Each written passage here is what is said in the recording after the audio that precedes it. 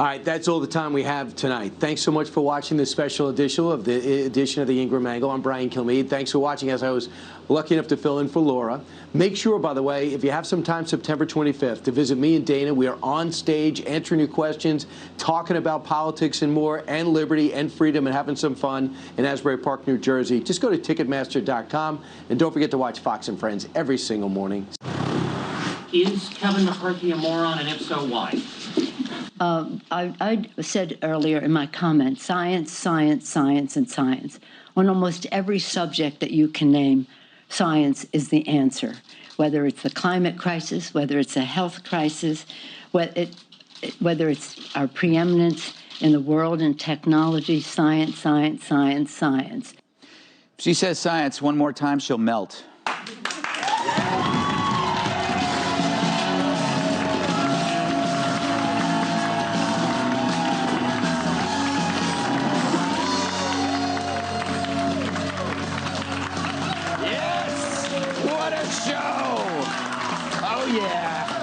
So here's a perfect Friday story that doesn't involve Brian Kilmeade being locked in a men's room without his pants. Again.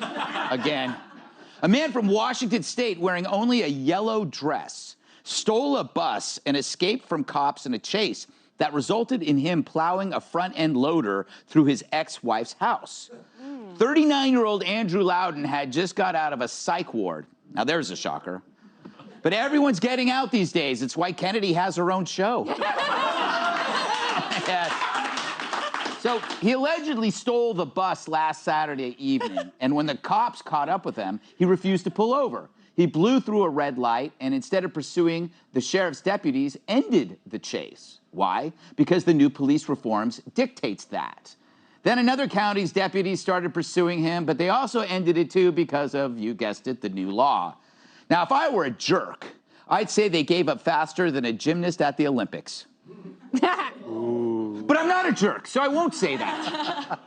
After Loudon ditched the cops and the school bus, he hitchhiked to the city where his wife lived, which raises a question. Who picks up a crazy male hitchhiker in a yellow dress?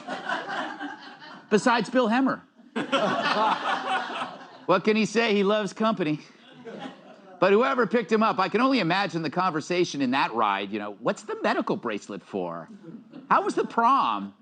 Is that Gucci? Also, please don't kill and eat me. It gets worse. He then steals a front-end loader, which is different than a back-end loader. That's the guy who delivers my suppositories. A front-end loader is a machine with a scoop on its front arm for digging up earth. Kat, you could use one when picking up your prescriptions. Oh. So he takes off in the front-end loader and uses it to smash into his wife's house, flipping a car into the home. Luckily, the suspect's ex had already fled. He was finally arrested. All in all, no one was killed, thank God, but really that's just luck. You see the problem. The police reform laws. Reform, it sounds like a good thing. They make things better. But in this case, they did for the cross-dressing maniac. It's like liberals are classically trained in the art of wordsmithing. You're not for abortion, you're pro-choice. You're not an illegal immigrant, you're undocumented. You're not a living sack of poop, you're Chuck Schumer. And they've done... Mean jokes always work. And they've done this, and they've done the same thing with reform. But so far, these reforms put people's lives in danger by pretending not to. In this case, police are now only allowed to pursue suspects when there's probable cause of a violent crime. I guess fashion crimes aren't included. The driver has to pose an imminent threat, and somehow a multi-ton bus driven by a madman doesn't qualify. It's not like he was picking people up and taking them to the outlet stores. Now, if he was wearing a Make America Great hat, it would have been different, right? Besides, it was a bus, not a Maserati. You could have sent a mall cop on a Segway. I've seen Biden shuffle to the bathroom faster than that. Loudon is now held on charges including theft of a motor vehicle, malicious mischief, and not wearing an underwire bra. Meaning he'll be out soon. So we're living in a time where we're told we must reform the police because we assume everything we're being told about the reforms by the press was urgent and good for us. They're like parents trying to get their kids to eat spinach, except the spinach only makes the criminals stronger. The worst reform, the no cash bail. Once you arrest an offender, you can't hold him, because that discriminates against suspects who don't have cash on them. And the last thing we want to do is hurt the feelings of a broke mugger. I'm willing to bet, however, that most criminals don't have money for bail. They're not mugging people so they can contribute to their 401k. So bail, as it's meant to be, shouldn't even consider the suspect's finances. This is nuts. Some of the most recently arrested thugs in NYC have racked up dozens of prior arrests. Think of all the victims who've been permanently damaged from that. Some are dead. And there's new reforms in California releasing buttloads of criminals claiming they're nonviolent, which is and now you can't arrest a shoplifter if he steals anything less than $1,000. Do you know how far $900 goes at a CVS? That's 5 bottles of Pantene, 10 tubes of Preparation H, and 1 Gillette shaver. That's the Kill Me package.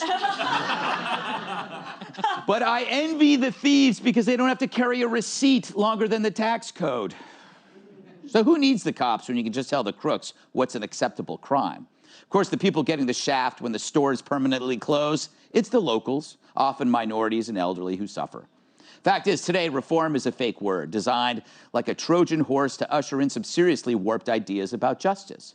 But what do I know? I think stealing an entire bus and going on a high-speed chase is a crime worth pursuing, whether you're in jeans or the latest from the Vera Wang collection. Welcome tonight's guest. He's written 6 books and read half as many. Fox and Friends co-host Brian Kilmeade. She still mom arms her kids when she drives through an intersection. Host of Kennedy on Fox Business Network, Kennedy.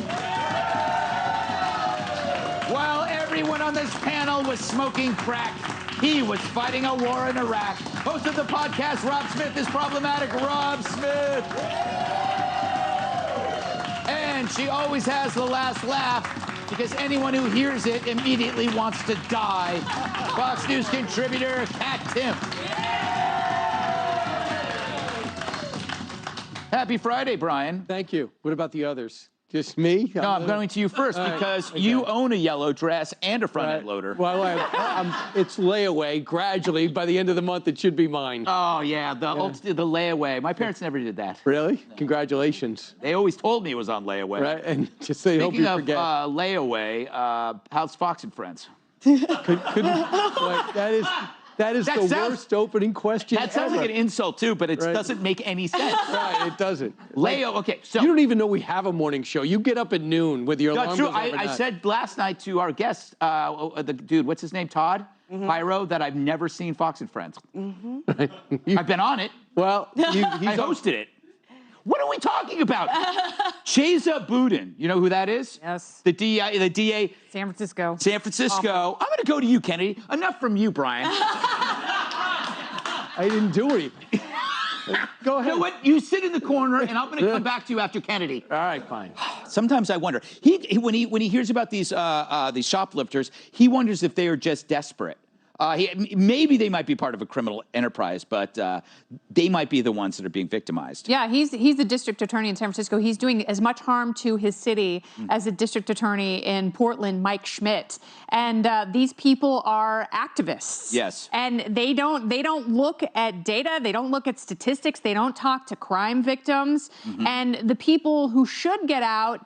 Well, they do, but the people who really shouldn't, especially the repeat offenders that you talked about here in New York City, if you are going to commit felony assault, you probably should not be out waltzing around committing further crimes. Yes. And I disagree in that I do think that there are a lot of reforms that need to be undertaken in this country in terms of policing and criminal justice. But, you know, this just blanket horrific these edicts that come from DAs who refuse to charge really bad people, it is making once great cities crumble. It is. It's true. So, Brian, have you I've thought learned my about it? lesson. Yeah, I was out of line before, and I just like to apologize. All right, so we're going to give you back your bike. Okay, thank you. Okay, but stop riding it to the adult theater. You're right. Okay. That was a mistake. There are no such thing as adult theaters. Right. They all should be adults. Right? Who'd go there? Fox and Friends host says all theaters should be adult theaters. I'm anti-kid. You're anti-kid and pro-porn. Right. I'm dying to answer a question. Okay, Yeah. what do you make of these reforms? You mean the reforms that they're talking about or not happening? They're happening. I mean, I'll give you an example. They decided to do that in Chicago. They said if an assailant is getting away and they get too far away, let him go. Right. Okay, that's fine. So if you don't have great foot speed, good luck. So you pick out a cop who's working a block that you know you can outrun, anything goes. Number two is when it comes to this guy's in a bus and he has to let the bus go. And to me, that's a perfect example. I understand with police chase being out in Los Angeles, I know sometimes it got dangerous because the cops got too close, but the guy's in a bus. Unless it's the Partridge Family, you got to stop that bus. The Partridge Family's always late to a gig, and they had so many empty seats. They could have had the ELO in Electric Light Orchestra. They were a big band. They could have got the whole ELO in there. But I will say this, on the cop reform, the police reform, can I do that? Yes. Segue? Yeah, on police reform. I think you should improve it. Just like, for example, if you watch baseball, you see the strike zone there. If you watch football, there's an instant replay. You improve the game. Yeah. They should improve. Always. They're probably the most apt to say, give me 2 more weeks in training. Right. I'm for that. Rather than rip them and say, now do your job the right way, just different ways to do it and improve. That's where the money should be going. Increasing the academy time, going over past problems, making everyone more worthy. After 6 or 8 weeks, after 8 to 10 months, they go back to the academy for 1 week where they get paid, go work on their skills again. Because sometimes the first time is the last time they ever work on their policing skills. Yeah. So many people in the Partridge Family are dead. Right. Danny Partridge, though, survivingly alive. Danny Bonaducci. Yeah, still But alive. the manager's dead. Reuben Kincaid is dead? Reuben Kincaid's Oh, dead. my God. David Cassidy's dead. Right. I think Shirley Jones is dead. No, her husband's dead. Right. Jack Cassidy died in a fire. Why am I going this? Rob, so in New York, we have catch and release. But in California, they're not even catching anymore. They're not even well, first of all, what is the Partridge Family? Is this something that we're supposed to know of? Is this live? Does he have to be on the panel? Here's the deal. That is a Booker's mistake. Right. How did he get on? I don't know. What about Susan Day? Is It she was alive? like Like Bird's cartoon Was family. this like a 50s thing? Oh, my goodness. People in their 50s did watch it. Okay, so back to the police reform. So I think that most people that have the sense that God gave them know that, there are some police reforms that need to happen. Absolutely. We can all agree on that. But they're going too far in a lot of these cities. Look, the first story, some guy gets out of the loony bin and then, pops by a dress barn and then steals a school bus and then the police aren't able to chase him. Like, that doesn't make me feel more safe. And then you were talking about this law that decriminalizes thefts of up to $950. There was this this thing that went viral on Twitter that came out of San Francisco. So these people were basically stealing all of these clothes. We're not rushing, just waltzing out of the store. There's just like a car waiting for us. It's like their Uber. It's like they took all of this stuff, they called their Uber, and then they just waltzed out. So people are not feeling like there's going to be any consequences for this. Exactly. That's the thing. I said that they look like me boarding a plane. Right. Got my bags, just getting in. Kat, I have a theory. Would you like to hear it? Yes, I would love to. How did the most radical elements of society infiltrate this much? I think we've spread ourselves so thinly across so many ephemeral distractions. This thing, our phone.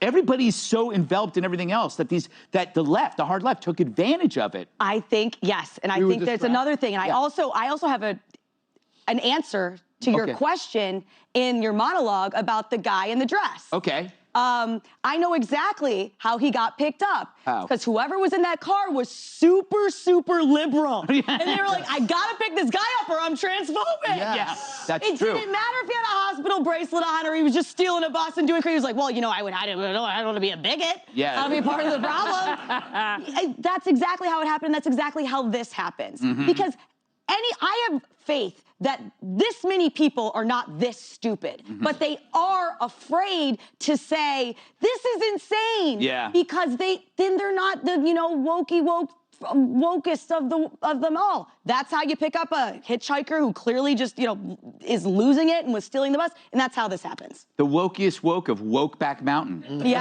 How about that? That's great. See, that's why I'm sitting here. That chair, and I'm over here. Yes, exactly. Okay. But not for long, because we have a little special thing coming up later in the show involving her name. What's her name? Susan? It's been 7 years, but Kat? Yeah, thank you. Catherine. Catherine. Catherine. All right, up next, wear a mask in all conditions, says our power-hungry politicians. Rebels say, not in my face. D.C. Mayor Bowser says the city will reimpose indoor mask mandates this weekend, regardless of vaccination status. Mind you, this is a city that averaged roughly 1 COVID death a week in July. But maybe this is a response to the Texas Dems coming to D.C. and handing out COVID like cups of water at a marathon. Nancy Pelosi also reinstated a mask mandate earlier this week on the House side of the Capitol. Maybe it's to hide the plastic surgery. And a police bulletin, announcing that mandate said if any visitor or staff failed to comply after being asked to mask up, they should be arrested for unlawful entry. But that same rule didn't apply to members of the House. Yeah, how's that constitutional? That's not in the Constitution. Meanwhile, some young Capitol Hill staffers defied the order with some maskless fun in the office hallway. They socialized, played beer pong with water, and smoked cigars. Water? Well, now I am rooting for the masks. But they're not the only ones pushing back. In Texas, home of things that are awesome, Governor Greg Abbott signed an executive order prohibiting any government entities from enacting vaccine requirements or mask mandates. The only people in Texas even allowed to wear masks these days are the Dallas Cowboys. Face masks. Killed that joke. Meanwhile, Florida Governor Ron DeSantis mocked the CDC, calling BS on COVID mandates. Took a shot at his new best friend, Dr. Fauci. Did you not get the CDC's memo? I don't see you guys complying. It's very important that we say unequivocally no to lockdowns, no to school closures, no to restrictions, and no mandates. All Americans should be free to choose how they govern their affairs, how they take care of themselves and our families, and they should not be consigned to live, regardless of which state in the union, consigned to live in a Faucian dystopia. Very nice. So should we expect more of this mask mania for the rest of the year? Or should the mask nuts just admit what they've had in mind for some time now?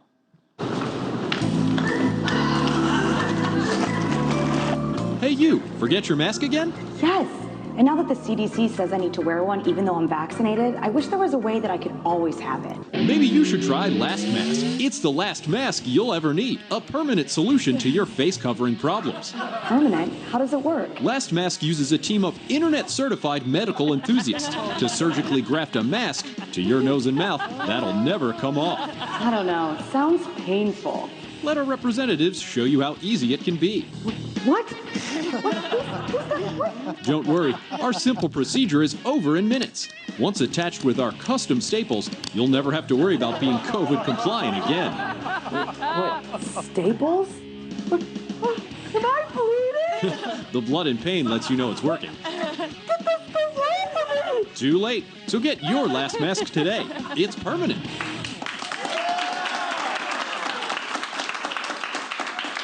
Rob, it's funny, but it's true. I don't know. That's not a question. What do you make? Where do you stand on this? I mean, I listened to DeSantis, and I think he's kind of on the right track. No, DeSantis is on the right track. I think that DeSantis is going to be a great president someday. I live in the great state of Florida. Yes, yes. I live in the great state of Florida right now. He has been on the right track every time. But look, he's absolutely right. We have to stand up to these maniacs. The thing about it is that it has gotten so crazy that what we just saw, like, that's not outside of the realm of possibility. Yeah, permanent masking. At this point. And what this is about, the masking is all about power and control. It's been about that from the very beginning, but now the deeper we get into this, now they're saying that people that are vaccinated have to wear the mask. It's completely ridiculous, and some liberals are even standing up against us. Yeah, finally. Kat, I do agree with, I feel like that the mask debate has been a boon for a certain segment of society who love exercising authority in this realm because they don't have it anywhere else. Yes, I completely, and it's not that far from becoming permanent. I mean, how long are we going to do this? Yeah. And it's just, I just hate the whole attitude of it. Like, no. Like, if you're good and you're all good, you're just like, no. Like, like, you're not my sugar daddy. Like, I don't have to, like, do anything for you. Yeah. It's crazy. I'm over it. And I hate when people just say, it's not a big deal to just, but it kind of is. Yeah. Because as humans living in a society, we communicate through our facial expressions. And so it's not about just a piece of fabric. It's about emotional intelligence and us communicating with each other as human beings and completely changing the culture that we have. So I think that's a big deal. Yeah, and I'm sick of them trying to gaslight me otherwise. That strikes me as face-centric. I don't know that that's a thing. But truly, like, how many years do I have left before my face starts to droop and sag? I don't want to waste these years having it covered up. And well, look, if that's face... And I would have to say that if what she's saying is face-centric, maybe the mask people need to stop being so face-phobic. Ooh. Face-phobia. That's how you do it. Yes. All this division, Kennedy. It's so much. It's terrible. By the Capitol Police, I guess they were told to arrest, like, people except for the politicians. Yeah. I mean, isn't that, that pisses me off. Yeah, but there are a group of Republican lawmakers who are like, no, we're not going to wear masks. Go ahead, fine us. And they have actually sued Speaker Pelosi because they're saying the way they're taking the money out of their paychecks is actually unconstitutional and it violates the 27th Amendment. They shouldn't be arresting anybody because there shouldn't be mandates. And Ron DeSantis is right. It's not that he's anti-mask, he's anti-mandate. And that's a really important distinction because if you don't feel that there are enough vaccinated people out there and you feel you're at risk, then go ahead and wear a mask. I don't care. No, yeah. But I'm so sick because it just empowers people, these fuss budgets who want to round around and go, you're not wearing a mask. You're not wearing a mask. And the next time it hits the fan and we get another big virus, no one's going to listen. Yeah, it's true. That's true. Especially you, Mr. Kilmeade. Right. That's my transition again. Thanks. First, a couple of things I noticed. Number one, Rob, he's a little resentful of you because it was a little bit too clever for his panel. He feels like you could be somewhat of a threat the way you play with words. I'm amazed, Kat, how much you made the question all about you. Oh, I have a talent. All right, and Kennedy, great job. That was fine. But a couple of things. If someone's going to come for you, wouldn't you rather them come for the staff first? So if you're a politician, like Greg, I know you. It's like, hey, listen, I know you want to arrest me, but take the staff. I know you're not really against that new phobia. A couple of things. Broward County is playing pure politics. They come out and they said, hey, we're Democratic, so we're going to mandate the mask. And the kids are like, really? You're mandating it in Broward County? Why? Because the Republican governor says you should have a choice. To me, it's all playing out in Florida again. How'd I do? Pretty bad. I mean, I kind of lost interest in what you were saying. I know. But I noticed you just started doodling. Why did I you was do thinking that? of a joke that involved mandate in Broward. Like, they put the bro in Broward because it's a mandate. But then I realized it doesn't make any sense. Right. And a lot of people would have edited themselves out rather than say it out loud. No, I don't mind. I don't mind expressing my errors. Right. Because really? I realize they're rare, unlike your errors. Oh, that's Brian, there you go. How do you know you don't watch Fox and I don't have to. I just go online and see your name pop up every 10 minutes. Well, that's not really You wrong. won't believe what this guy said. You're not lying about that. Anyway, you're no Geraldo. Thank you. Have you seen him try to grow a mustache? Oh, yeah. Really not In pretty. all the wrong places. As a resident Floridian, I just have Down to in say Broward County? that everything that goes on in Florida and Broward County, it's so far left. I'm in St. Petersburg and we're based. Yeah, there you go. Okay. All right, up next, frequent flyers are being naughty, so flight attendants learn karate.